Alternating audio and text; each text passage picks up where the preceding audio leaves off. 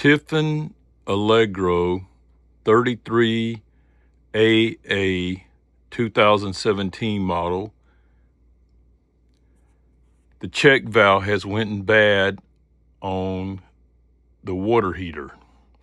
I am going to replace it, and I am showing in this video where the check valve is located. There is a panel that sits under the washing machine right here. You put your fingers under the panel and the panel pops off. Lay it aside, and the check valve is right here.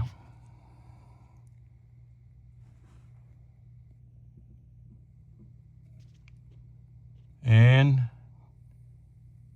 it has got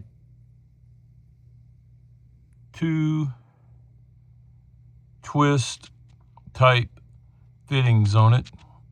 Untwist it and you can get to it. It is this part right here that is going to need to be replaced. It's a check valve. Keeps the water from going but just one direction. But when you go to winterize the RV, if the check valve is bad, it allows antifreeze to get inside the hot water heater, which is not good. From what I understand, the antifreeze can corrode the hot water heater if it's allowed to sit in it. So do not allow RV marine type antifreeze to sit inside your hot water heater, or else you will be replacing your hot water heater too.